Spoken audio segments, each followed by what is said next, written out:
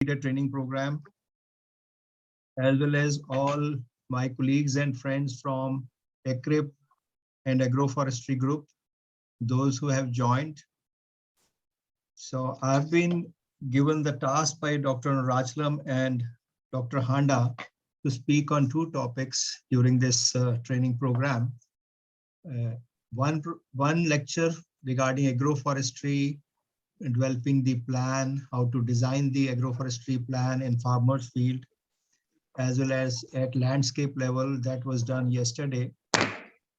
लेकिन क्योंकि हमारे फार्मर साथी भी हमारे साथ हैं, तो और मुझे ये भी निर्देश हुए हैं कि ज्यादातर बात हिंदी में की जाए ताकि हमारे फार्मर साथी भी समझ सकें, और जहां तक हमारे एक्रिप के साथियों की बात है वो इंग्लिश और हिंदी दोनों जानते हैं और बहुत सालों से फील्ड में काम कर रहे हैं।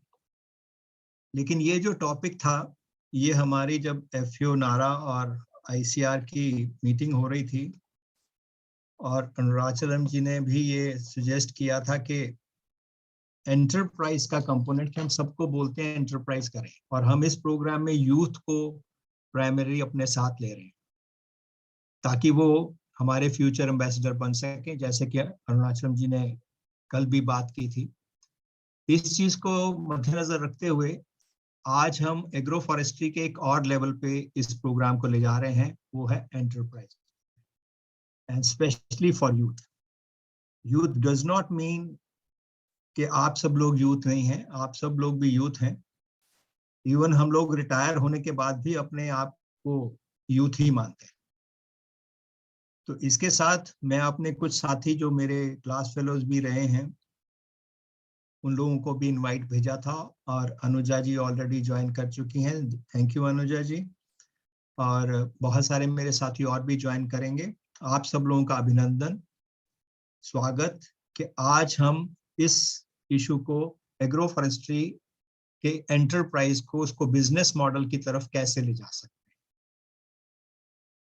तो पहली स्लाइड में हम और हमारा यूथ, हम सब लोग क्या ढूंढते हैं? जॉब। कि हम अपने आप को भी और अपने यूथ को भी जॉब हंटिंग की तरफ ले रहे हैं। और जो मेरे साथी रिटायर हो रहे हैं, वो भी रिटायरमेंट के बाद यही सोचते हैं कि क्या किया जाए। तो आज जो लोग रिटायर होने वाले हैं, उन लोगों के लिए भी एक अपॉर्चुनिटी होगी उनके डिस्कशन करने के लिए कि क्या हमारे पास ये एक एवेन्यू है कि हम कैसे अपने आप को नेक्स्ट स्टेज पर एग्रो फॉरेस्ट्री में इतने साल कार्य करने के बाद ले जाएं। और जो यूथ कल हमारे साथ जुड़ा है झांसी से, उनके लिए अभी तक ये था कि क्या उन लोगों को जॉब सीकर बनना है या जॉब क्रिएटर बनना है। ये हमारे युवा जो है आमतौर पर इजी मेथड सोचते हैं जॉब को ढूंढना, लेकिन क्या जॉब्स अवेलेबल हैं? और कोविड को मद्देनजर रखते हुए आजकल तो वैसे भी जॉब की अवेलेबिलिटी काफी कम हो गई। तो क्या इस स्टेज पे आप अपने आप को जॉब सीकर्स की तरफ देखना चाहते हैं या जॉब क्रिएटर्स की तरफ? आज का ये स्पेशल लेक्चर जो रखा गया वो इसीलिए कि किस तरह से हम जॉब सीकर से जॉब क्रिएटर बन सकते हैं। कितना आसान लगता है ना ये कहना कि आप अपना बिजनेस बना लीजिए, वो भी एग्रो फॉरेस्ट्री से। जबकि कल हम लोगों ने अच्छी तरह से समझने की कोशिश की कि एग्रो फॉरेस्ट्री सिर्फ पेड़ों को कृषि के साथ जोड़ना ही नहीं है। मुझे याद आ रहा है अरुणाचलम जी, जब हम कर्नाटका का कंक्लूडिंग कर रहे थे, उस दिन प्रधानमंत्री ने भी एक और आयाम जोड़ा था, वो था ऑर्गेनिक एग्रीकल्चर। तो ऑर्गेनिक एग्रीकल्चर क्या है कि भी हम एग्रीकल्चर को उस लेवल पे ले जाएं कि नेचुरल फार्मिंग। तो नेचुरल फार्मिंग मतलब कि जहां पेड़ उग सकता है वहां पेड़ उगे, जहां फसल उग सकती है वहां फसल उगे, लेकिन हम उसको ऑर्गेनिक की तरफ कैसे ले जाएं कि जिससे कम से कम हम ऐसा भोजन खा सकें या ऐसा भोजन का उत्पाद कर सकें जो कि हमारे खाने के लिए उत्तम हो, जिसमें इंसेक्टिसाइड पेस्टिसाइड ना हो। तो दोस्तों, ऑर्गेनिक एग्रीकल्चर भी एक एग्रो फॉरेस्ट्री से ही पनपी हुई प्रथा है। और उस दिन यही बात हम लोगों ने की कि एग्रो फॉरेस्ट्री एक कार्बन फार्मिंग की तरफ लेके जा सकते हैं। ये एक नया नाम है। जैसे हम लोगों ने कल भी देखा था कि एग्रो फॉरेस्ट्री पर्यावरण को सुधार में कैसे कार्य कर रही है, वो भी हम लोगों ने कल देखा था। तो ऑर्गेनिक फार्मिंग के लिए भी एक बिजनेस अपॉर्चुनिटी जो है वो एग्रो फॉरेस्ट्री है। आज क्या हम जॉब सीकर हैं या जॉब क्रिएटर? क्या आप अपने आप को ये चाहते हैं देखना, being a job provider rather than A job seeker? क्योंकि आप यहाँ बिल गेट की एक स्टेटमेंट देखिए, उन्होंने बोला कि मैं बहुत सारे सब्जेक्ट में फेल हुआ, और मेरे फ्रेंड्स ने, ये मैं इंग्लिश में पढ़ देता हूँ, I failed in some subject in exam but my friend passed in all, now he is an engineer in Microsoft and I am the owner of the Microsoft. यानी कि वो एक कंपनी में, उन्होंने बोला कि मैं काफी सब्जेक्ट में कभी बार फेल हो जाता था और मेरे कई साथी जो थे वो बहुत अच्छी तरह से पास हो जाते थे, लेकिन आज अगर मैं, उन्होंने कहा कि मैं देखता हूं कि वो माइक्रोसॉफ्ट की कंपनी में इंजीनियर हैं और मैं उस कंपनी का मालिक हूं। यानी कि एग्जाम में पास फेल होना कोई इतना इंपॉर्टेंट नहीं है जितना कि आप इस कोट को अगर ध्यान से देखें कि आप सफल इंसान कैसे बन सकते हैं। इसमें कह रहा है ये, successful people do not do different things, कि वो अलग चीजें नहीं करते हैं, they do the things different, वो उस चीज को अलग तरह से करते हैं। और उसके साथ अगर हम अलग तरह से करने की क्वालिटी को इम्बाइब करें, तो ऐसा कुछ भी नहीं कि आप सब लोग एक एग्रो फॉरेस्ट्री के हीरो या एग्रो फॉरेस्ट्री के एम्बेसडर की बात, तो कल हम लोगों ने बात कर रहे थे, हमारे डायरेक्टर सर ने भी बात करी कि you can become the agro forestry ambassadors. Ambassadors के साथ साथ आप अपने अपने जगह पर, अपने अपने गांव में, अपने अपने जिले में किस तरह से एग्रो फॉरेस्ट्री के हीरो की तरह से आ सकते हैं, जो कि अपने आप के लिए एक जॉब प्रोवाइडर नहीं होगा बल्कि जॉब सीकर नहीं होगा, जॉब प्रोवाइडर होगा। क्या इस चीज को कहना आसान है और करना मुश्किल है, या कैसे है? ये बोला गया कि नहीं, इस चीज को करना तो लगता है कि आसान है, लेकिन उस चीज को करने के लिए क्या हमारे पास पॉलिसी और फ्रेमवर्क, यानी कि क्या हमारे सरकार ने या हमारे चारों तरफ कोई ऐसी चीज बनी हुई है कि जिसको हम लोग ले सकें और अपना कार्य कर सकें? एग्रो फॉरेस्ट्री को करने के लिए क्या पॉलिसी है? क्योंकि आमतौर पर जब हम कुछ भी काम करने लगते हैं या कुछ भी काम को नए तरह से करने लगते हैं, तो ये कहा जाता है कि वो इसकी तो पॉलिसी ही नहीं है। लेकिन मुझे खुशी हो रही है आप सब लोगों को बताते हुए, जैसा कि कल भी हम लोगों ने डिस्कस किया, कि 2014 में एग्रो फॉरेस्ट्री पॉलिसी आ गई। बहुत जल्दी नहीं, पीछे 2014 अभी 5-6-8 साल पहले ही निकला है। तो 8 साल में ये पॉलिसी हमारे यहाँ आ गई है, और फ्रेमवर्क एफओ, आईसीआर, और मैं काफरी झांसी को मुबारक दूंगा कि किस तरह से हम एग्रो फॉरेस्ट्री के एक्सटेंशन फ्रेमवर्क को बनाकर सभी तक ये चीज ले जा सकते हैं, जिसके अंतर्गत आपका ये कार्यक्रम चल रहा है। आप सब लोगों को और ऑर्गेनाइजर को बहुत बहुत मुबारक। एग्रो फॉरेस्ट्री पॉलिसी क्या है? जो कि नेशनल लेवल की बॉडी या बोर्ड बनाया गया। कैपेसिटी बिल्डिंग और फोकस इन आईसीआर, ये आईसीआर का काम था। तभी आप लोगों ने देखा कि झांसी इंस्टीट्यूट, जहाँ की मेरे किसान भाई बहन बैठे हैं, आप लोगों का ये कार्यक्रम कैपेसिटी बिल्डिंग के अंदर आता है, ताकि आप लोगों को जो पता है उस चीज को और किस तरह से अच्छा किया जा सके, ये कार्यक्रम भी नेशनल एग्रो फॉरेस्ट्री पॉलिसी के अंदर लाया गया। कि जो आपके रूल्स एंड रेगुलेशन की भी कल बात की थी हमारे एफओ के साथी ने, कि रेगुलेशंस में भी चेंजेस लाई गई हैं, तो अभी भी गवर्नमेंट के द्वारा भी बहुत सी चीजें ऐसी ताकि इजीली बनाया जा सके। और इंडस्ट्रियल लिंकेज को कैसे किया जा सकता है, क्वालिटी प्लांटिंग मटेरियल हमारे पास कैसे, और इंसेंटिव कैसे मिले। इंसेंटिव, फार्मर सोचता है पैसे की बात, लेकिन युवा पैसे का नहीं, वो रोजगार की बात सोचता है। तो आप लोगों को जानकर खुशी होगी कि आत्मनिर्भर भारत के अंतर्गत रोजगार योजना 2022 लागू हो गई, और अभी हम 2022 में हैं।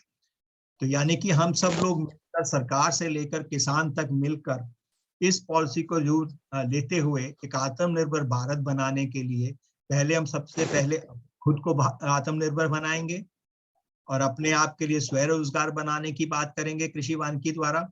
किस तरह से हम इस बहुत बड़े कार्यक्रम के अंदर जुड़ सकते हैं, आज उस बात की चर्चा की जाएगी।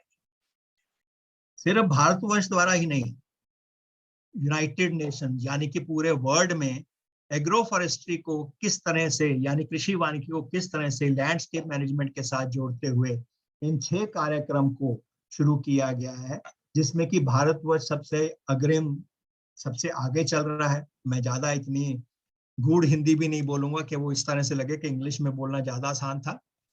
तो इसके लिए move towards agro forestry sustainable science, जो हमारे वैज्ञानिक साथी हैं, ये कार्यक्रम उनके पास था।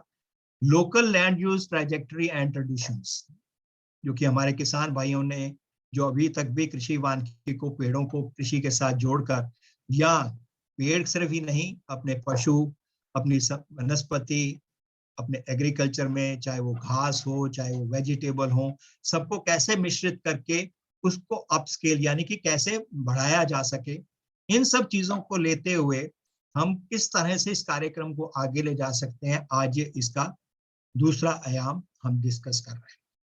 लेकिन मन में प्रश्न ये आता है कि क्या सच में एग्रो फॉरेस्ट्री की इंडस्ट्री लेवल पे आ चुका है?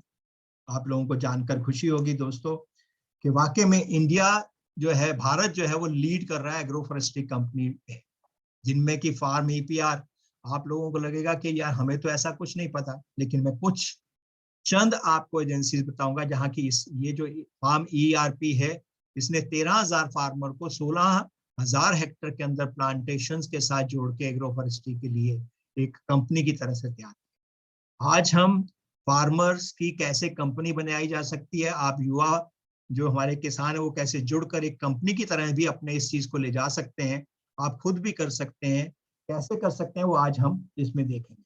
बहुत सी कंपनियों के नाम मैं दे सकता था आप लोगों को, लेकिन मैं चंद आप लोगों के साथ यहाँ शेयर कर रहा हूँ कि भी बहुत सी कंपनियां बहुत से डिस्ट्रिक्ट में बहुत सी जगह पर आ चुकी हैं, तो यूपी भी पीछे नहीं है, जिसमें कि आप देख सकते हैं कि यहाँ पर उत्तर प्रदेश में भी और हर डिस्ट्रिक्ट में अभी एग्रो फॉरेस्ट्री की कंपनियां जो है उठ रही हैं। क्या कंपनी बनाना इतना आसान है? कैसे हम लोग आसानी से जानकारी प्राप्त करके इसकी तरफ जा सकते हैं? कंपनी मतलब बिजनेस, कैसे हम इसको बिजनेस मोड की तरफ ले जा सकते हैं? क्या उसके लिए पढ़े लिखा होना या डिग्रियां होना, क्या आपको एग्रो फॉरेस्ट्री की डिग्री होना जरूरी है? दोस्तों, मैंने आप लोगों के साथ ये एग्जांपल शेयर कर रहा हूं जिसमें लिखा है कि 5 वो सक्सेसफुल बिजनेसमैन जिनके पास कोई फॉर्मल डिग्री नहीं। अगर आप थोड़ा सा भी कंप्यूटर जानते हैं तो आप देखते होंगे क्विक हील एक वायरस डिटेक्टर, एक सॉफ्टवेयर बनाया गया ताकि हमारे कंप्यूटर्स में, हमारे मोबाइल्स में वायरस ना आए। तो वो भी जो बनाया गया वो भी एक ऐसे इंसान ने बनाया, एक कंपनी बनाकर, जिसके पास कोई आईटी की डिग्री नहीं थी। आप लोगों ने देखा होगा टूरिज्म में ओयो होटल्स की, आप ओयो रूम्स की बात करते हैं, ये भी कोई टूरिज्म की डिग्री लेने के बाद नहीं आदमी ने बनाया। ये कैसे बना? क्योंकि सेल्फ रिलायंस इंडिया, अपने आप को हम कैसे खड़ा कर सकते हैं, भारतवर्ष की सरकार ने ऑलरेडी इस तरफ अपना कार्यक्रम शुरू कर दिया है, जिसके लिए 15 crore enterprise funded by collateral free मुद्रा लोन्स यानी कि लोन दिए गए। तो क्या आप सब लोगों को भी लोन मिल सकते हैं? कल हम लोगों ने बात भी की थी, लेकिन लोन किसको मिलेगा? क्या उसके पास क्या इंफॉर्मेशन या नॉलेज या डाटा है? उनको आराम से ये चीज कैसे बैंक्स की तरफ से भी सपोर्ट मिली, और अभी तक 66,000 लोन जो है, 14,000 करोड़ रुपए जो है स्टार्टअप्स या स्टैंड अप इंडिया की तरफ, या हमारे कृषि वानिकी, जैसे कि मैंने आपको कंपनीज के नाम बताए, बहुत से जो लोग स्मार्ट हैं, जो लोग बहुत जल्दी अपना इस स्टेप की तरफ चले जाते हैं, उन लोगों ने इस चीज को लेकर फार्मर्स के साथ जुड़कर इस तरफ कार्य शुरू कर दिया। और स्टार्टअप में ऑलरेडी भारतवर्ष में 15,806 स्टार्टअप्स जो हैं इस कार्यक्रम में जुड़ चुके हैं, जिनकी फंडिंग भी हमारे बहुत सारे बैंक्स ने, सरकारी एजेंसियों ने इस तरफ लेके गए हैं। क्योंकि आप सब लोगों के पास पहला इनिशिएटिव आप ले चुके हैं, क्योंकि आप सब लोगों के पास अपने अपने बैंक के खाते हैं। तो अब आगे उन चीजों के पास, कल हमने जो नॉलेज गेन की, कल जो एक्सपीरियंस लिया, जो आप लोगों ने विजिट भी देखे, फार्मर जो किसानों ने काम भी देखा कि कैसे हम लोग मिश्रित कर सकें, उसको मद्देनजर रखते हुए अब ये 5 इंडियन एंटरप्राइज नहीं है, मुझे उम्मीद है कि यूपी में, झांसी में स्पेशली, ये एंटरप्राइज और बढ़ेंगे मेरे साथियों द्वारा, और हम सब लोग जो वैज्ञानिक साथी हैं वो भी इनकी सपोर्ट में अपना अपना योगदान देने के लिए तैयार है। अब इसको अगर बिजनेस की बात करें, एंटरप्रेन्योरल लैडर की बात करें, तो 5 लेवल पे एंटरप्रेन्योरशिप है। आप लोगों ने रजिस्ट्रेशन में अपने अपने फॉर्म भरे, जो कि मुझे ऑनलाइन प्राप्त हो चुके हैं। इसको कल मैंने थोड़ा सा एनालिसिस भी देखा था। आज देखें कि हम किस स्टेज पे हैं। ये है स्टेजेस। पहली क्या है? स्टूडेंट, कि जो लोग युवा अभी सिर्फ पढ़ के ही निकले हैं, वो भी एक एंटरप्रेन्योर बन सकते हैं। एम्प्लॉय है वो भी बन सकते हैं, सेल्फ एम्प्लॉयड है वो भी बन सकते हैं। यानी कि कोई भी इन 5 स्टेजेस के अंदर अपने आप को ले सकता है।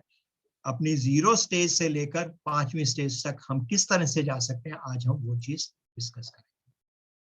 कौन से 8 स्टेप्स हैं जो एग्रो फॉरेस्ट्री को एस्टेब्लिशमेंट करने के लिए, एक एंटरप्रेन्योरशिप बनाने के लिए, या इसके बढ़ोतरी कर इस तरह से की जाए कि ताकि वो सामूहिक रूप से एक बिजनेस बन सके। इसको बोलते हैं सोशल एंटरप्राइज। कोई भी अगर आप एंटरप्राइज या बिजनेस शुरू करना चाहते हैं और किसी भी एजेंसी से बात करें, अगर उसमें सोसाइटी का यानी कि हमारे सभी साथियों का योगदान प्राप्त हो, तो हम उसको एक सोशल एंटरप्राइज का फंडिंग बहुत इजीली प्राप्त हो जाती है और सपोर्ट बहुत इजीली प्राप्त हो सकता है। अगर किसी एक किसान को हम लोगों को बताना पड़े तो हम सोचते हैं कि वो भी एक जरूरी कार्य है, लेकिन अगर बहुत सारे किसान मिल जाएं तो उसका जो हमारा आउटपुट यानी कि जो हमें प्राप्त होती है चीज, वो ज्यादा से ज्यादा प्राप्त हो सकती है। उसको हम लोग वायबल यानी कि उसकी जो उत्पादन शक्ति को हम इतना ले जा सकते हैं कि किस तरह से एक सफल पूर्वक एक बिजनेस बन जाए। तो ये जो 8 स्टेजेस थी, इनको करने के लिए सबसे इंपॉर्टेंट बिजनेस में क्या होता है? कस्टमर, कि हमारा खरीदने वाला आदमी कौन है। उसके लिए हमारे पास टाइम मैनेजमेंट और प्रोडक्टिविटी, यहाँ जो हम लोगों ने कल भी बात की थी कि किस तरह से कर सकते हैं, क्या हम स्ट्रेटेजी बनाएं, लेकिन सबसे इंपॉर्टेंट है आपका खुद का माइंडसेट।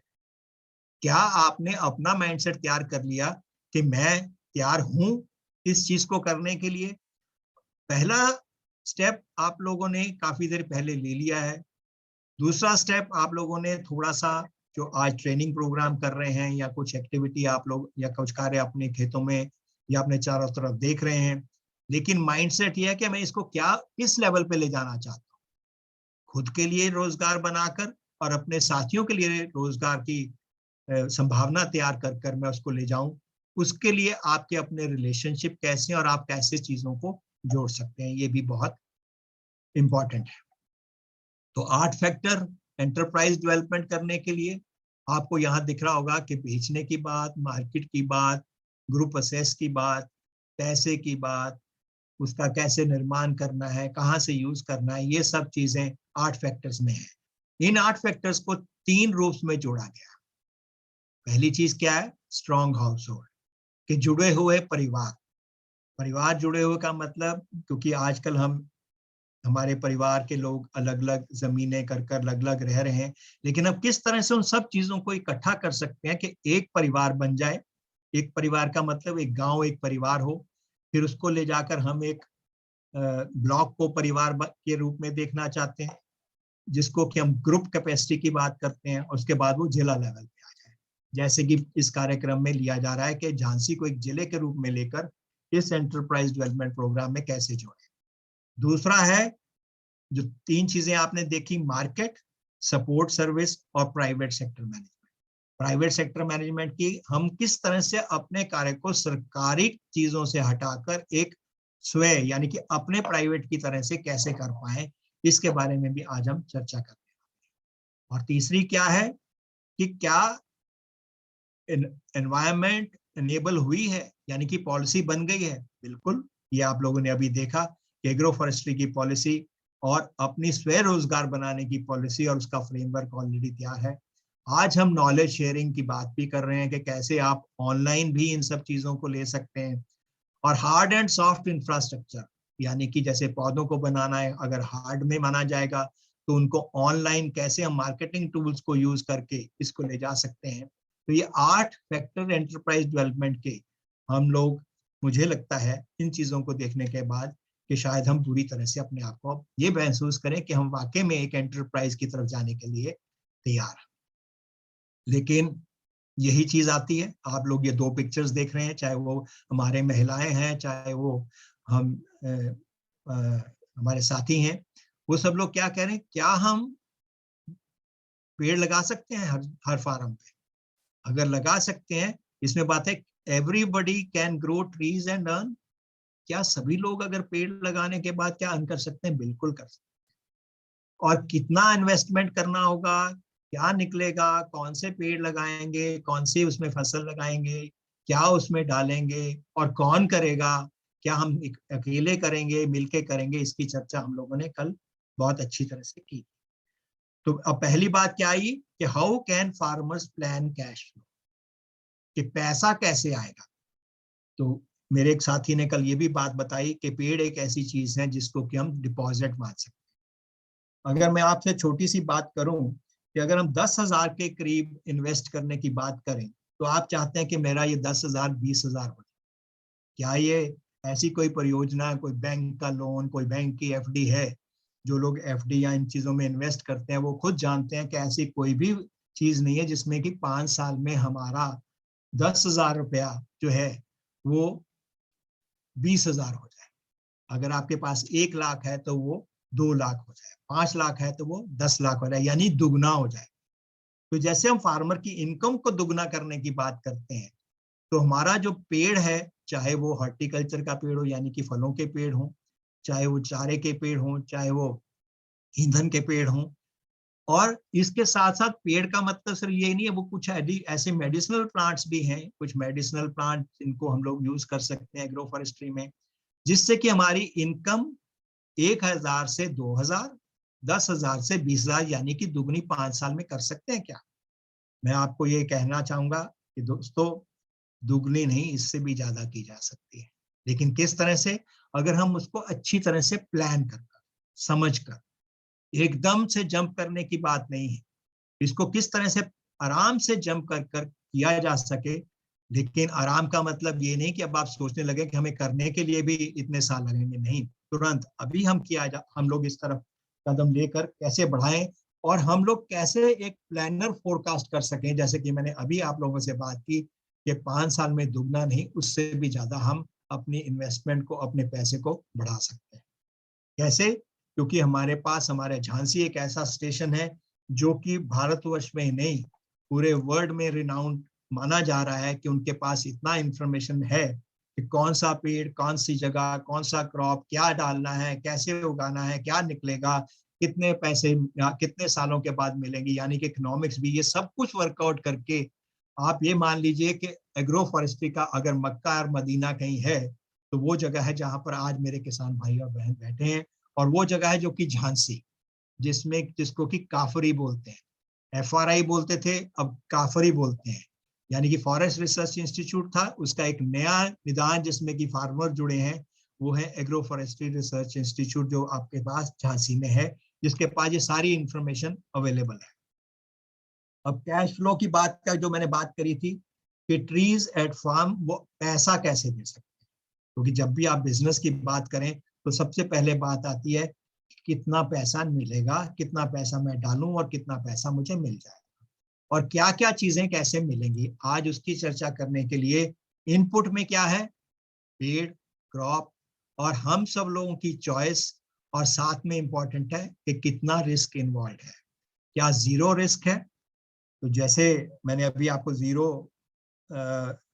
बजट फार्मिंग की बात, जिसको ऑर्गेनिक एग्रीकल्चर की बात या नेचुरल फार्मिंग की बात कह रहे हैं, तो ये एक स्टेज और हम लोग पहुंच चुके हैं कि वो है zero budget natural farming through agro forestry या कार्बन फार्मिंग की तरफ।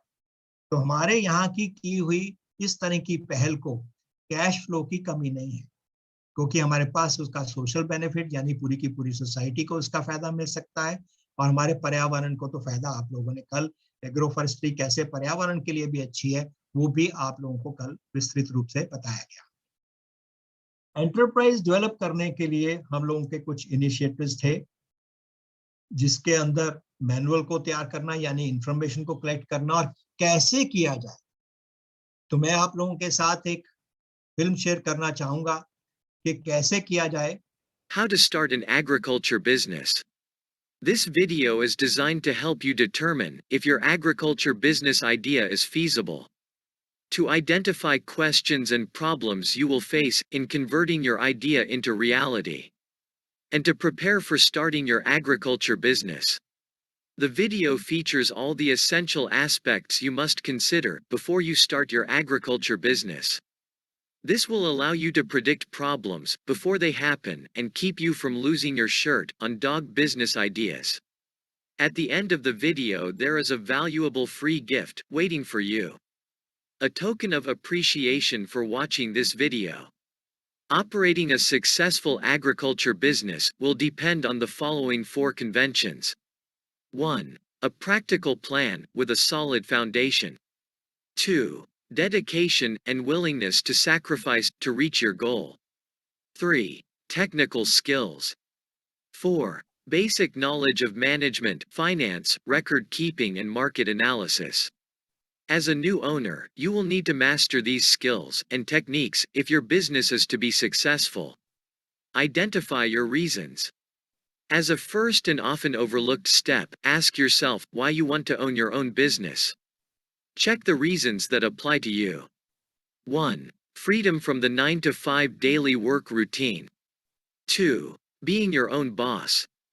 3. Doing what you want when you want to do it.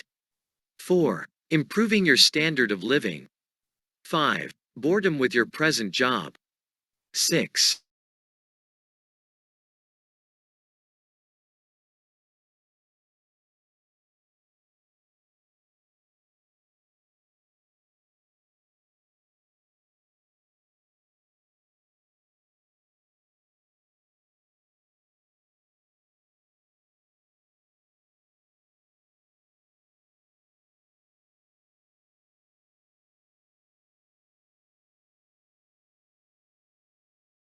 One. Are there any causes, such as restriction, cost, or scarce skills?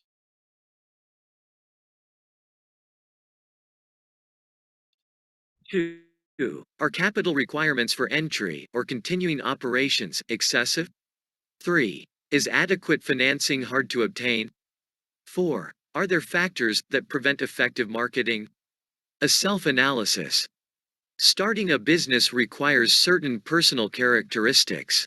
This portion of the video deals with you, the individual. This next group of questions, though brief, is vitally important to the success of your plan. It covers the physical, emotional, and financial strains you will encounter in starting a new business. Are you aware that running your own business may require working 12 to 16 hours a day, 6 days a week, and maybe even Sundays and holidays? Do you have the physical stamina to handle the workload and schedule? Do you have the emotional strength to withstand the strain? Are you prepared, if needed, to temporarily lower your standard of living until your business is firmly established? Is your family prepared to go along with the strains they too must bear? Are you prepared to lose your savings in case your plan fails? Finding a niche. Small businesses range in size from a manufacturer with many employees and millions of dollars in equipment to the lone window washer with a bucket and a sponge. Obviously, the knowledge and skills required for these two extremes are far apart, but for success they have one thing in common. Each has found a business niche and is filling it. The most critical problems you will face in your early planning will be to find your niche and determine the feasibility of your idea. Get into the right business at the right time is very good advice, but following that advice may be difficult.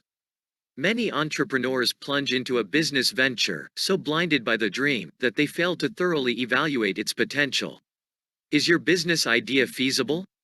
Before you invest time, effort, and money, the following exercise will help you separate sound ideas from those bearing a high potential for failure. Identify and briefly describe the business you plan to start. Identify the product or service you plan to sell. Answering yes to any of the following 3 questions means you are on the right track. A negative answer to all of them means the road ahead could be rough. 1. Does your product or service satisfy an unfilled need? 2. Will your product or service serve an existing market in which demand exceeds supply?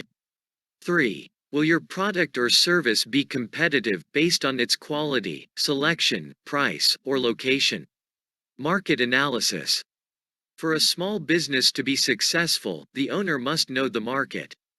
To learn the market, you must analyze it, a process that takes time and effort.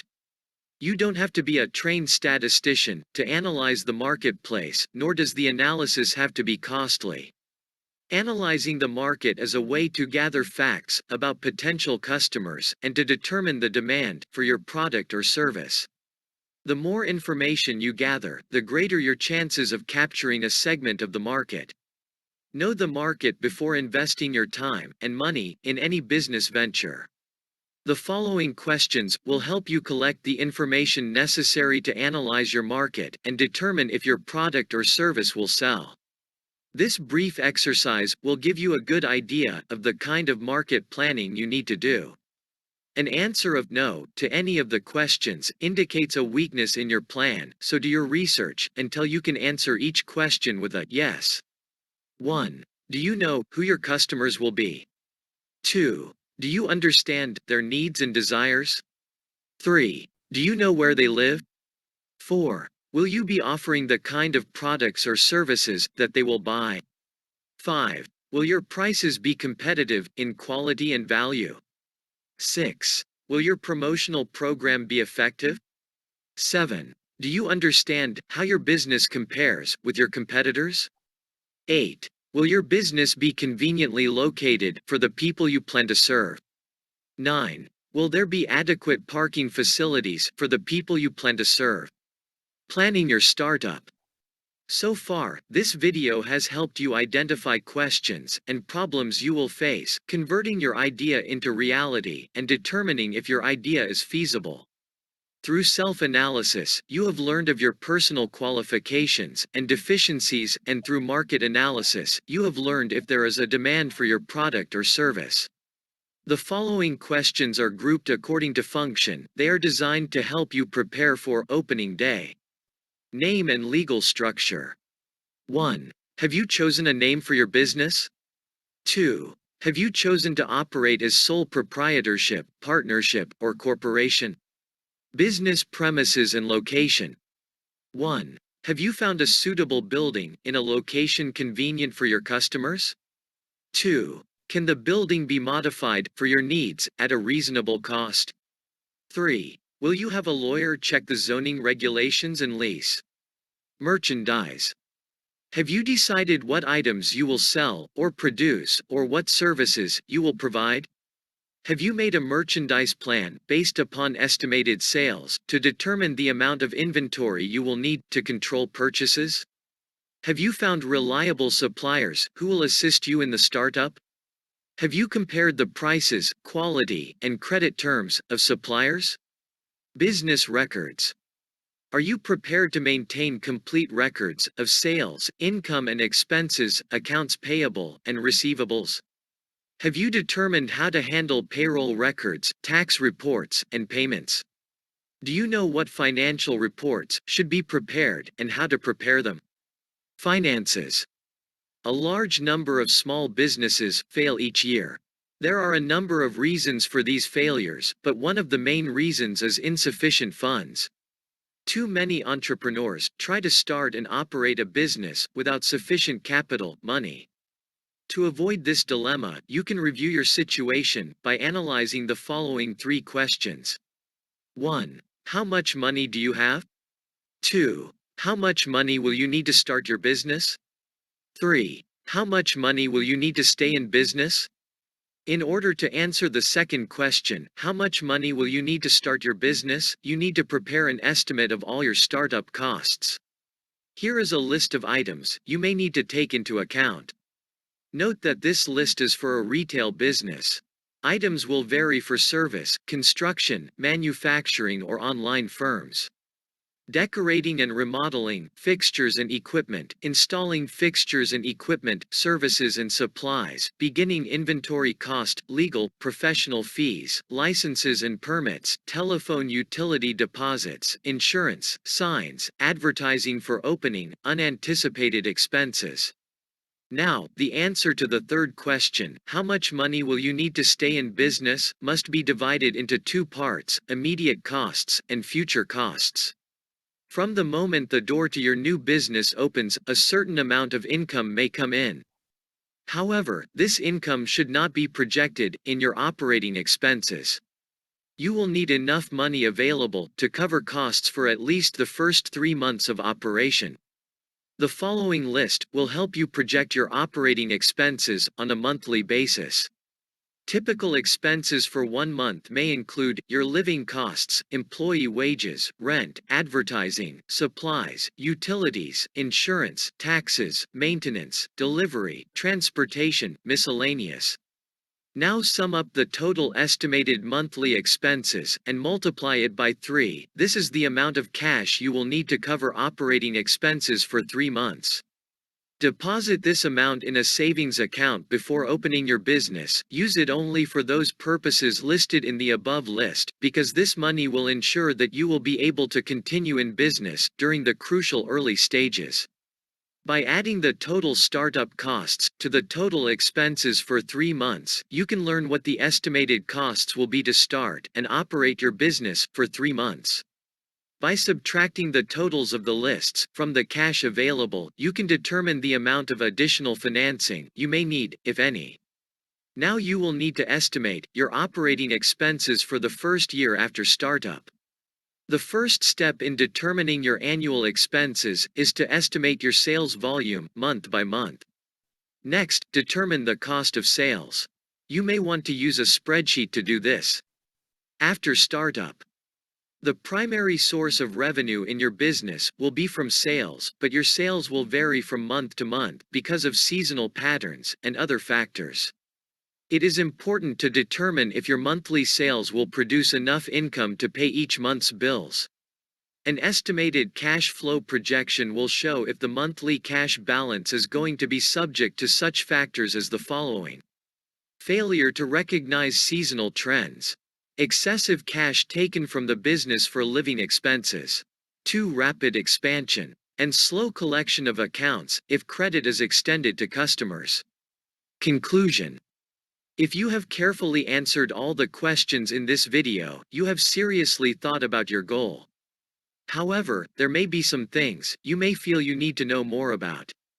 Owning and running an agriculture business is a continuous learning process. Research your idea and do as much as you can yourself, but don't hesitate to seek help from people who can tell you what you need to know. आप सब लोगों ने इसका पूरा इस video में देखा होगा कि बहुत सारी चीजों के बारे में बताया गया, और कई बार ये भी फीलिंग आती है कि ये सब कुछ करने के लिए तो मुश्किल लगता है, कि ऐसा हो नहीं सकता। तो करना तो काफी मुश्किल काम है, कैसे किया जाए? नहीं साथियों, ये इतना मुश्किल नहीं।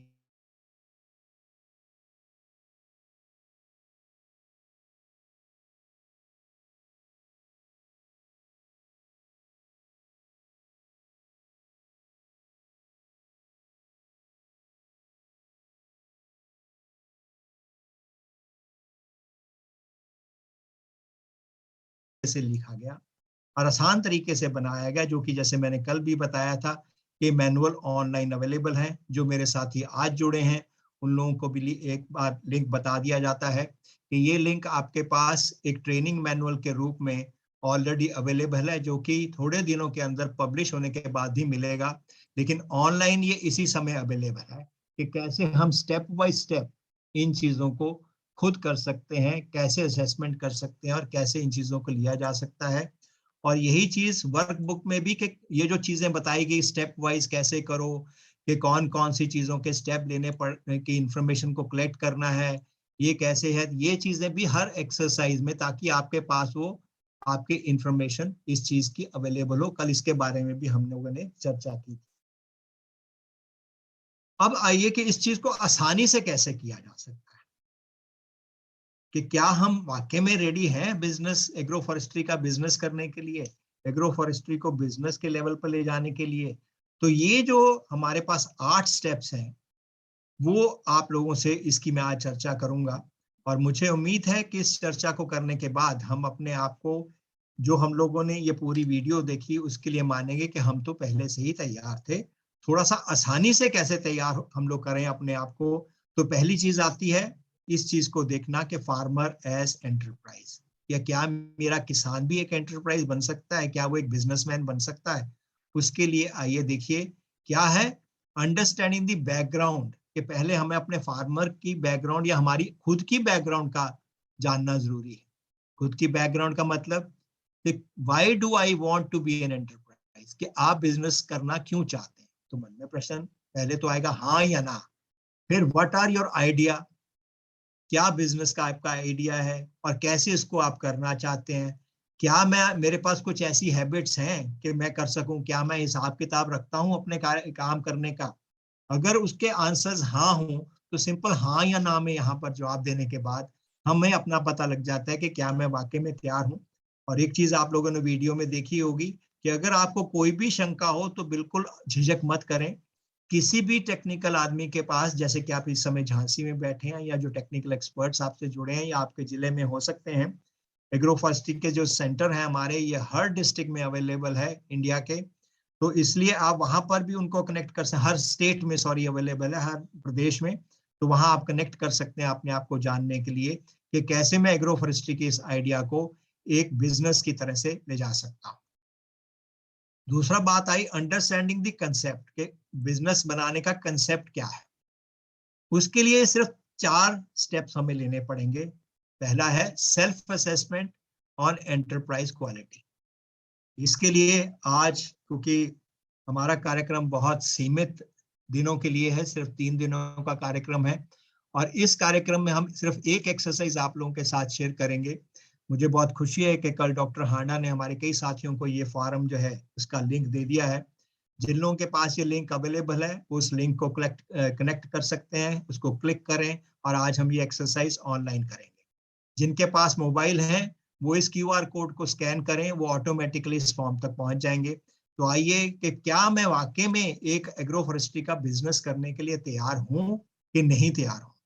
उसके लिए इस फॉर्म को हम क्लिक करते हैं और मैं खुद आप लोगों के साथ इस फॉर्म को भरूंगा, ताकि हमें ये पता लग जाए कि हम किस तरह से इस फॉर्म को भरने के बाद कैसे अपने आप को तुरंत, कोई ज्यादा देर लगाने की जरूरत नहीं है, कि कैसे मैं उस चीज को मद्देनजर रखते हुए इस कार्यक्रम में अपने आप को ले सकता हूं और अपने बारे में जान सकता हूं कि मैं उसके लिए तैयार हूं या नहीं।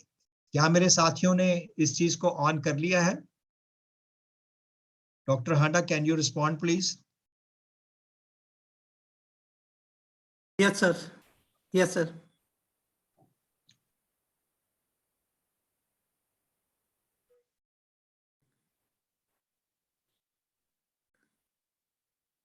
कर लिया सर, कर लिया।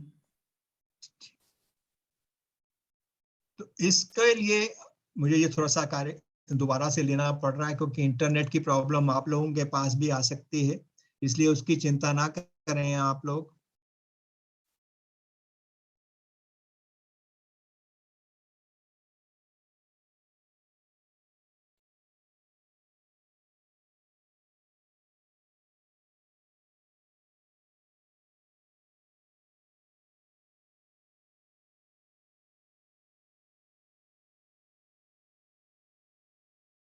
तो आप जब स्टार्ट करेंगे तो आप लोगों के पास एक पीडीएफ फाइल्स भी दी गई हैं, और उसको जो लोग पीडीएफ में भर रहे हैं वो पीडीएफ में भर लीजिए। यहाँ पर आप पहली चीज सिलेक्ट करेंगे अपना जिला। जो लोग झांसी में हैं वो झांसी कर लें, जो झांसी के अलावा अपने दूसरे डिस्ट्रिक्ट हैं वो इस डिस्ट्रिक्ट को सिलेक्ट कर लें। अपना नाम लिखें, जैसे कि मैं यहाँ अपना नाम लिख रहा हूँ, आप सब लोग अपना नाम लिख सकते हैं। अपना आधार कार्ड का नंबर दे दीजिए। इसके बाद अपना एड्रेस, क्योंकि मैं इस समय आप लोगों से ढाका ढाका में गुलशन से बात कर रहा हूँ। आप लोग अपना अपना एड्रेस भर सकते हैं। इसके बाद ये कुछ प्रश्न है हमारे पास। इन प्रश्न को करने के लिए ये 5 नंबर आप लोगों को इस प्रश्न के आंसर में देने हैं। मेरी आप लोगों से गुजारिश रहेगी कि ज्यादा सोचने की जरूरत नहीं है, तुरंत आपके मन में जो आंसर आता है आप उतना स्कोर कर सकते हैं। जैसे कि पहला प्रश्न क्या है, मुझे चीजों को खुद करने में मजा आता है, किसी को भी मुझे किसी कार्य को शुरू करने के लिए प्रेरित करने की आवश्यकता नहीं है। कभी नहीं, शायद ही कभी, कभी कभी, अक्सर या हमेशा। मैं कह सकता हूँ कि हमेशा मैं अपने मुझे किसी की जरूरत नहीं होती, मैं अपने आप प्रेरित अपने आप को कर सकता हूँ। अगर मैं कुछ करने में मन लगा लेता हूँ तो मैं किसी भी चीज को रुकने नहीं देता। इसका आंसर हुआ अक्सर। आपका आंसर क्या है वो आप देख लीजिए। मैं एक उद्यम बनाने और संचालित करने में जोखिम उठाने के लिए संकोच नहीं कर सकता, क्योंकि किसी भी चीज को नई तरह से करेंगे तो कोई ना कोई जोखिम हो सकते हैं। क्या आप जोखिम उठाने के लिए उसके लिए है तो आप देख लीजिए कि हाँ कभी कभी तो कर लेता हूँ। या आपका आंसर क्या है वो आप अपने आप देख लीजिए, उसको क्लिक कर दिए। उसको उतना 5 में करना है तो 5 को क्लिक कर लिए। मैं अपने समय और संसाधनों की अच्छी तरह से योजना बनाता हूँ, इसलिए मैं उच्च गुणवत्ता वाले उत्पादों का उत्पादन करता हूँ। यानी कि अगर आपने नर्सरी बनाने की बात कर रहे हैं तो मैं अच्छी नर्सरी बनाने के लिए मेरे पास वो संसाधन भी हैं और मैं अपने समय और उसको अच्छी तरह से यूज कर सकता हूँ। मैं किसी कार्य को पूरा करने के लिए प्रतिबंध होने से पहले मेरे पास मौजूद समय और क्षमता का आकलन कर लेता हूँ। क्या मेरे पास, जैसे नया बिजनेस बनाने के लिए क्या इतना समय होगा, कितना समय चाहिए, आज आप वो लोग देख रहे हैं, उसको देखते हुए आप आगे इसका ले जा सकते हैं अपनी चीज को कि कैसे करें। मैं किसी भी कार्य को पूरा करने के लिए प्रतिबद्ध होने से पहले मेरे पास मौजूद जो चीजें हैं उसको देखता हूं। छठा प्रश्न है, मैं उन अवसरों का पर कार्य करता हूं जिनकी जरूरत है और जो समस्याएं मौजूद हैं। जैसे कि आज अभी हम डिस्कस कर रहे हैं एग्रो फॉरेस्ट्री के बारे में। आप किसी भी बिजनेस को यूज करने के लिए अगर आपका आंसर इसमें समटाइम्स है, कभी कभी है, तो आप उसको भी या किसी भी इसमें से नंबर को क्लिक कर सकते हैं। बड़ी चुनौतियों और असफलताओं के बावजूद मैं बार बार कोशिश करता रहता हूँ। तो उसके लिए आप अपना नंबर दीजिए, कौन सा नंबर, आप कितने नंबर दे सकते हैं। मैं संभावित जोखिम का पूर्वाभास करने के प्रयास करने के लिए कड़ी मेहनत करता हूं ताकि भविष्य के जोखिम को रोका जा सके। इसको अगर मैं इंग्लिश में बोलूं, I work hard to try to foresee potential risk so as to prevent future risk. तो जो लोग मेरे हिंदी में जानना चाहते हैं वो हिंदी में कर सकते हैं, जो इंग्लिश में पढ़ के करना चाहते हैं वो इंग्लिश में कर सकते हैं। लेकिन अपने किसान भाइयों के लिए मैं इसलिए हिंदी में बोल रहा हूँ और हिंदी में पढ़ भी रहा हूँ कि मैं अपनी बात रखने और वादा की गई समय सीमा को पूरा करने के लिए, कार्य को पूरा करने के लिए व्यक्तिगत बलिदान देता हूँ। यानी कि मुझे अपनी पर्सनल एफर्ट्स को भी मैं उसमें ला सकता हूँ। मैं हमेशा लोगों की प्रतिक्रियाओं के बावजूद सुधार और प्रगति के लिए प्रयास करता हूं कि मेरे पास काम से संतुष्ट हैं। 11वां, before undertaking my job I try to gain as much information about it as I can and verify the accuracy of the information I am receiving. Hindi में यानी कि अपना काम करने से पहले मैं इसके बारे में अधिक से अधिक जानकारी प्राप्त करने का प्रयास करता हूं और मुझे प्राप्त होने वाली जानकारी की सटीकता को वेरीफाई करता हूं। I set short and long term goals of my personal life and business, कि मैं अपने जीवन में और उसके अलावा भी मैं इसको कैसे लूं, इस चीज के बारे में भी मैं तैयार होता हूं अपने लिए करने के लिए। अगला प्रश्न है कि मेरे अपने निजी जीवन और व्यवसाय के लिए छोटे और दीर्घकालीन लक्ष्य निर्धारित कर लेता फिर कि जल्दी से जल्दी मुझे कौन सी चीज मिल सकती है उसके बारे में भी। मैं उन कार्यों के लिए दूसरों के साथ मिलकर काम करता हूं जिन्हें मैं और अपने दम पर पूरा नहीं कर सकता, क्योंकि हर चीज आप खुद पूरी नहीं कर सकते, जैसे हम लोग कल भी कर रहे थे। और उसके लिए हमारे कई लोगों को कई चीजों की जरूरत, एक दूसरे के साथियों की जरूरत की मदद की जरूरत भी हो सकती है, इसलिए वो भी आप इसमें बता रहे हैं। मैं उस प्रक्रिया के हिस्से के रूप में दूसरों के सुझावों और विचारों को शामिल करते हुए स्वयं निर्णय लेने के लिए क्षम हूँ। I collect all the necessary information I need before I start a job or a task. मैं कोई भी कार्य शुरू करने से पहले सभी आवश्यक जानकारी प्राप्त करता हूँ ताकि मैं उस कार्य को कैसे कर सकता हूँ। मेरे अपने पास मौजूद संसाधनों और कौशल के आधार पर लक्ष्य निर्धारित कर लेता हूँ कि मैं कब इस चीज को कितनी देर में पूरी कर पाऊंगा या कंप्लीट कर पाऊंगा। मेरे पास लोगों को समझने और संवाद करने का कौशल प्राप्त है। I have the skill to persuade and communicate with people. उसके लिए आप अपने आप को कितने नंबर देते हैं? मैं सुधार के क्षेत्रों की तलाश में निर्मित रूप से अपने कार्य प्रदर्शन का मूल्यांकन करता हूं। अगर मैं नहीं कर सकता तो उसके लिए आंसर आप यहाँ पर देख सकते हैं कि मैं अगर नहीं करता हूं तो आप अपने शायद ही कभी करता हूं या कभी नहीं करता हूं, इस तरीके से आप अपने आप को टिक कर सकते हैं अपने आप को नंबर देने के लिए। और इसके पश्चात आखिरी प्रश्न, I am happy with my work and confident that I will make progress and improve in the future. मैं अपने काम से खुश हूं और मुझे विश्वास है कि मैं भविष्य में प्रगति और सुधार करूंगा। इसको करने के बाद अगर आपको कोई स्पेशल सूचना देनी है यहाँ करें और उसके बाद आप इसको सबमिट कर दीजिए। जैसे ही आप सबमिट कर देंगे तो यहाँ आपके पास लिखा हुआ आ जाएगा your response has been recorded successfully. ये सारी चीज जैसे ही आप लोगों ने सबमिट की है, यहाँ अगर आप पीडीएफ में बना रहे हैं तो ये आपके पास अवेलेबल होने के साथ साथ मेरे पास भी ये चीज आ चुकी होगी जैसे ही आप सबमिट करेंगे। और सबमिट करने के बाद ये रिपोर्ट इमीडिएटली तैयार हो जाती है। और हम इस रिपोर्ट को तैयार करने के लिए मैं आपसे और एक स्लाइड शेयर करूंगा, माफी चाहूंगा इस चीज के लिए क्योंकि ये फॉर्म फिर दोबारा से खुल रहा है उस चीज को। आप लोगों ने इस 5 तरह से आंसर किया, अपने आप को 1 से लेकर 5 तक आप लोगों ने नंबर दिए। अब बात आती है नंबर तो दे दिए, सबमिट भी कर दिया है, लेकिन कैसे पता लगेगा कि मेरा इस नंबर से निकलेगा क्या?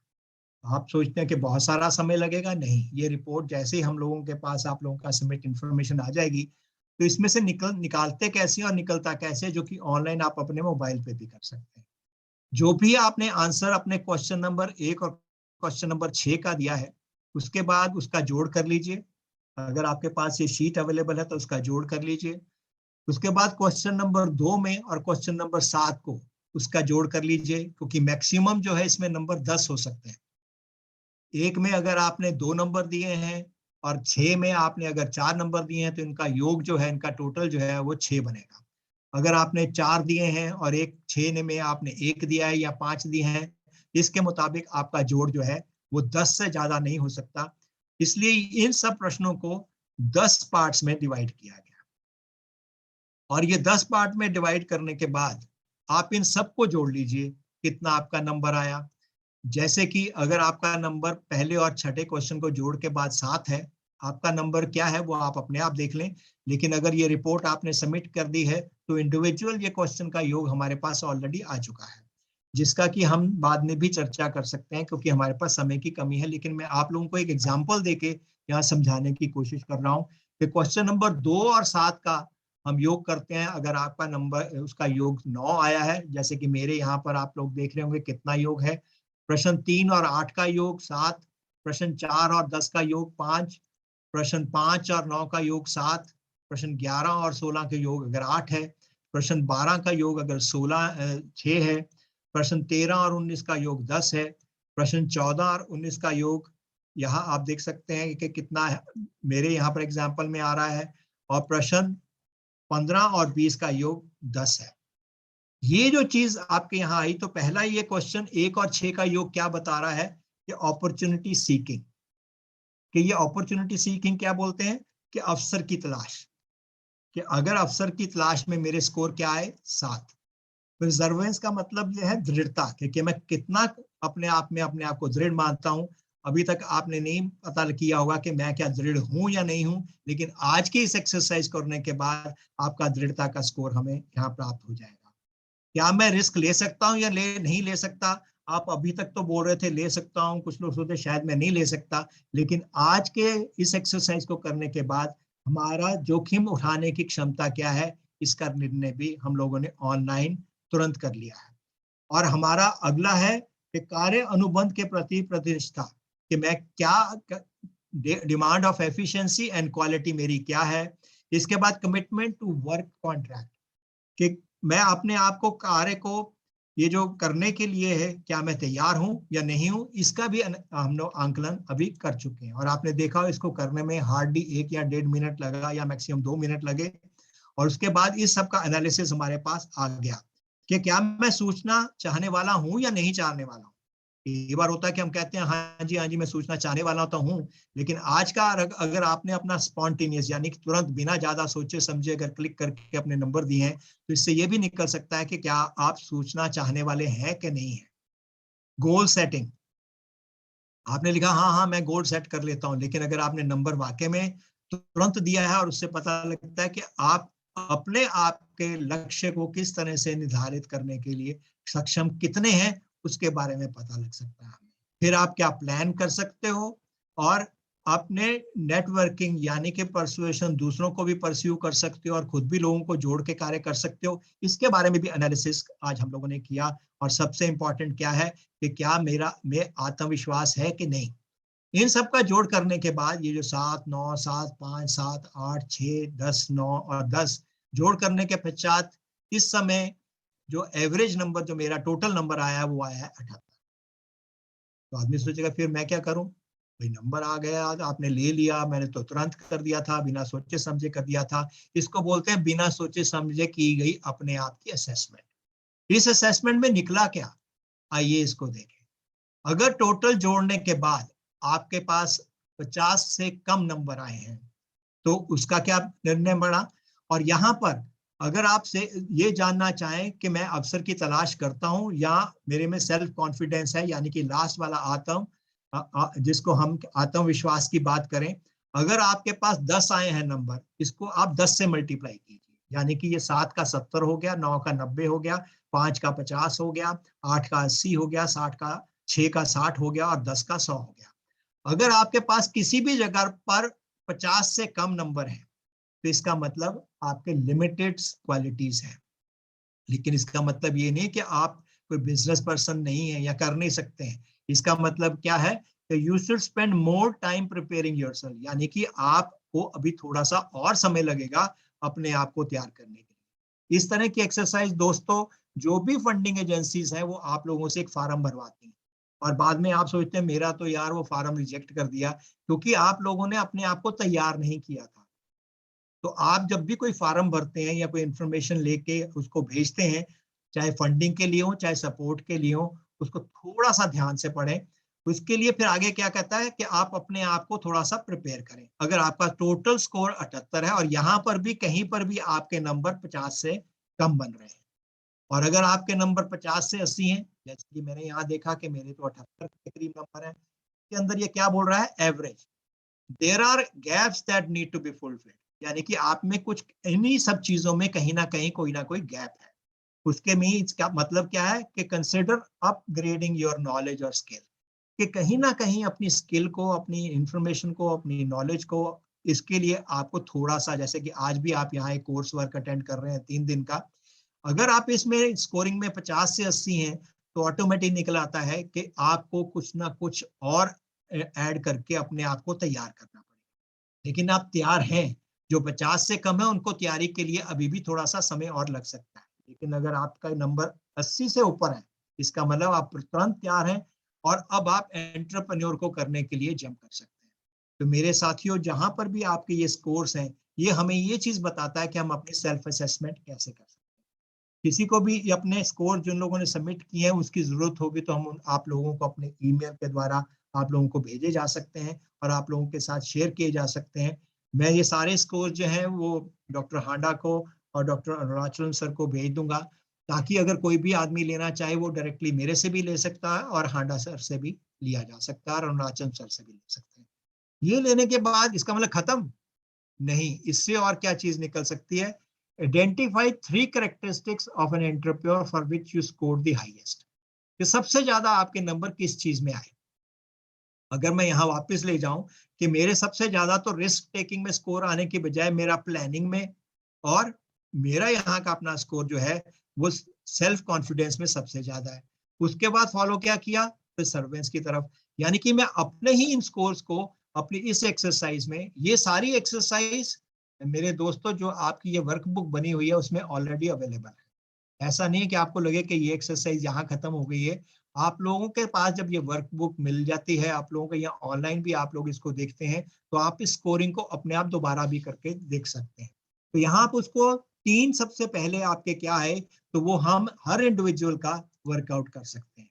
Identify 3 characteristics of entrepreneur for which should score the lowest, कि सबसे कम क्या थे, यानी कि हम अपनी कमियां और अपनी स्ट्रेंथ दोनों को अब यहाँ पर अपने आप ही स्कोर के बेसिस पे निकाल सकते हैं और उसके मुताबिक हम अपनी एक्शन प्लान बना सकते हैं। और हर इंडिविजुअल की हर चीज को करने के लिए उसकी एक्शन प्लान अपने आप बनती है। फिर वर्क विद दी पार्टनर, कि कुछ लोगों की जिनकी अच्छी है, क्योंकि आप सब लोग यहाँ ग्रुप में बैठे हैं तो जिनके अच्छे स्कोर जिस कैरेक्टरिस्टिक में आए हैं उनका आप साथ ले सकते हैं, ताकि उस चीज को, अपनी वीकनेस को किस तरह से दूर किया जाए। इसके बाद आता है कि आप अपनी एंटरप्रेन्योर स्किल के लिए कौन सी जगह पर हैं और आपकी क्या क्वालिटी है। इसको करने के लिए इसी एक्सरसाइज से निकल के आ जाता है how this character is seen in the entrepreneur, कि आप कौन सा काम करना चाहते हैं, वो ऑटोमेटिकली इससे लिंक हो जाता है। जैसे अगर नर्सरी की बात करें तो उससे हमें पता लग जाएगा कि आप में प्लानिंग करने की क्षमता तो है और आप अपने आप को सेल्फ कॉन्फिडेंट भी मान रहे हो। इसका मतलब आपकी टेक्निकल नॉलेज के सीकर आप हैं कि नहीं है, इससे निकला, यानी कि हमारी ये थोड़ी सी वीकनेस निकली।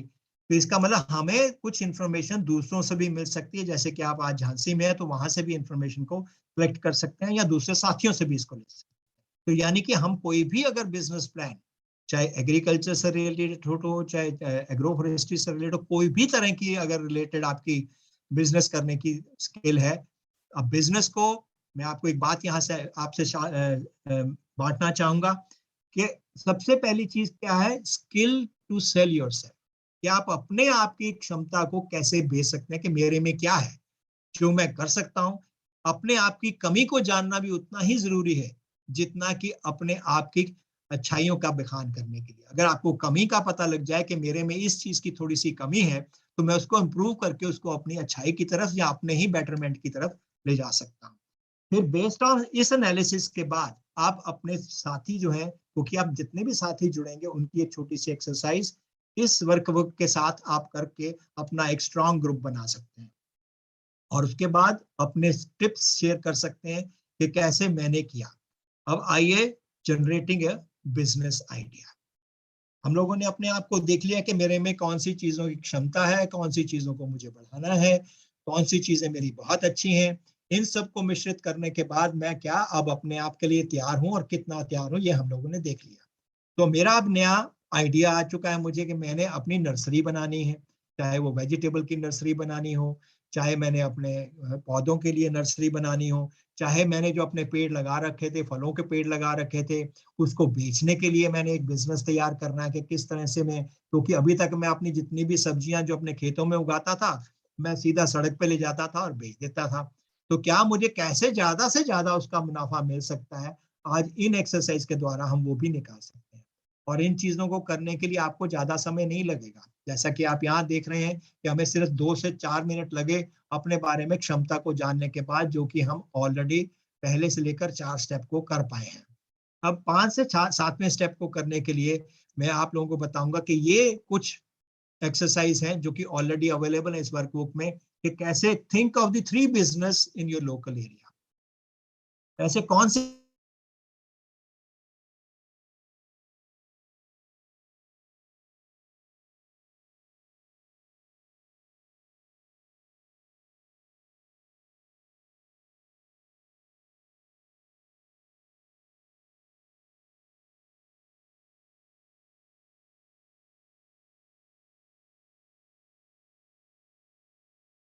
क्या हमें इस चीज को और जान सकते हैं, अगर पता लगता है कि नहीं जी इतना हो रहा है इससे और नहीं बढ़ सकता, ये आपका इन्फ्लुएंस है।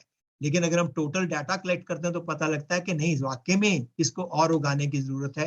तो एक नहीं दोस्तों 3 आइडियाज को लिखें, ताकि उसमें से कैसे कौन सा सक्सेसफुल है आज वो हम देख रहे हैं। इसको करने के बाद आप उन 3 लोगों को जरूर मिले जिन्होंने ऑलरेडी इस काम को किया है। जैसे कि मैंने आपको स्लाइड में दिखाया कि ऑलरेडी बहुत से लोग इन चीजों को कर सकें, और आजकल तो मोबाइल आप लोगों के पास है, इंटरनेट पे उस चीज को आप डालें, जैसे ही आप इंटरनेट पे डालेंगे आपको पता लग जाएगा कौन कौन से लोग ऑलरेडी इस चीज पे आए हैं, इंफॉर्मेशन ऑलरेडी कलेक्ट हो रही है। और आगे हम इसको लेने के लिए कि मेरे ये जो 3 आइडिया थे क्या ये अच्छे चलेंगे या नहीं, सिर्फ हाँ या ना में आंसर करना, इससे ही पता लग जाएगा कि आगे कैसे चलेगा और हमारी बिजनेस का आइडिया कैसे इसको प्रॉपर ले सकते हैं। इसके जो फॉर्म दिए गए हैं या एक्सरसाइज दी गई हैं वो भी हमारे इस मॉड्यूल में अवेलेबल, जो कि आप ले सकते हैं।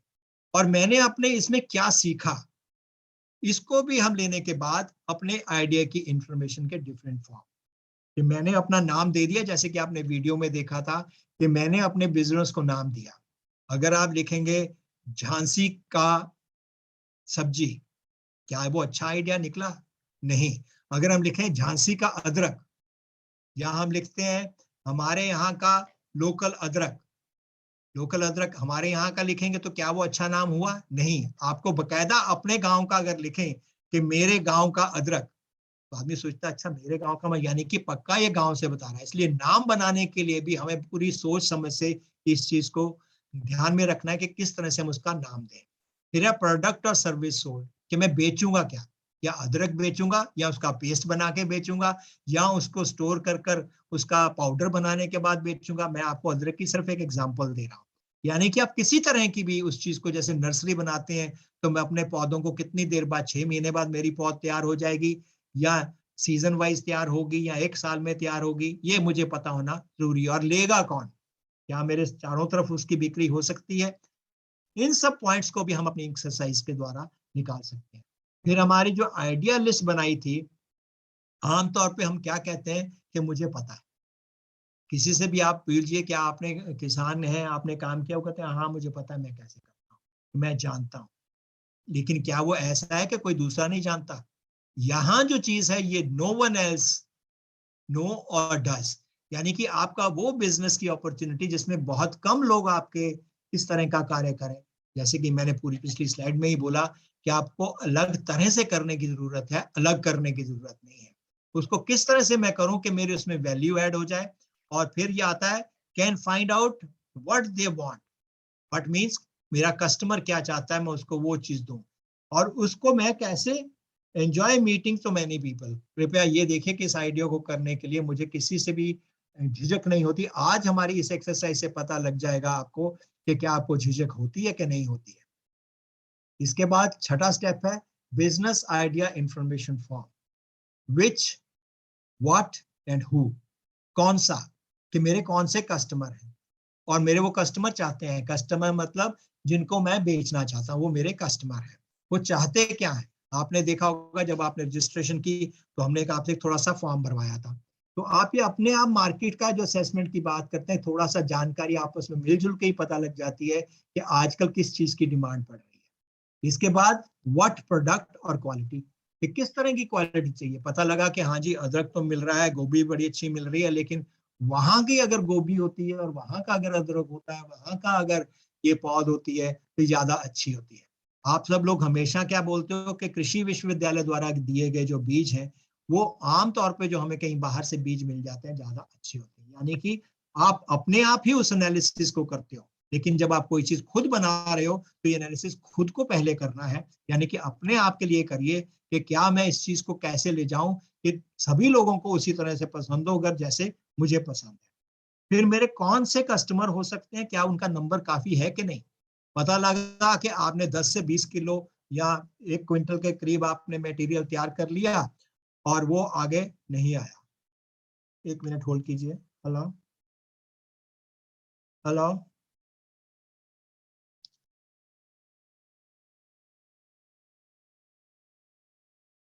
तो उस चीज को लेते हुए हम कैसे ले जाएं, उसको मन में रखते हुए हम आगे से ये इंफॉर्मेशन भी इस बिजनेस प्लान में कलेक्ट कर सकते हैं।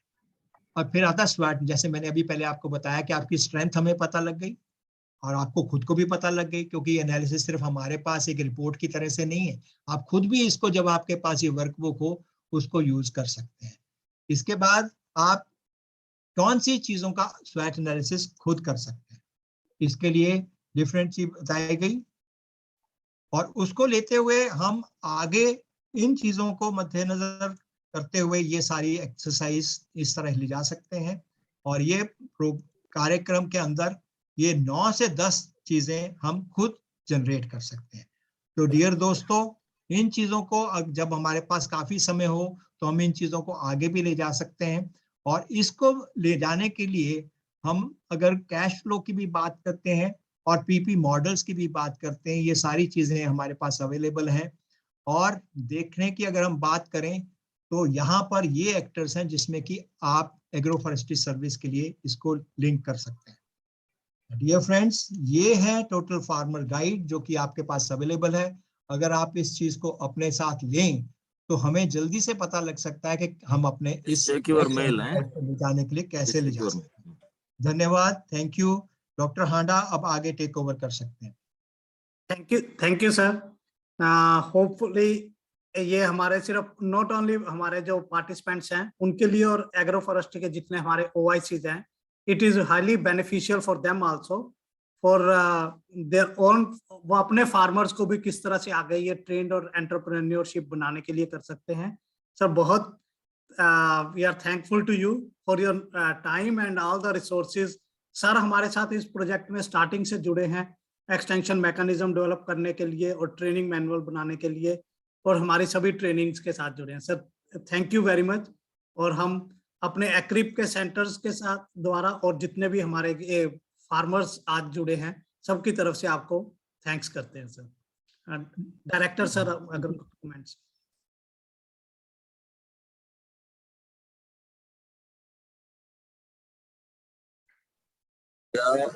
Good morning, everyone. It's always a pleasure listening Professor Atul. And when he makes a point, it reaches the people directly with greater sensitivity and humility. So extremely pleased to hear yet another lecture that will definitely help the entire fraternity of agroforestry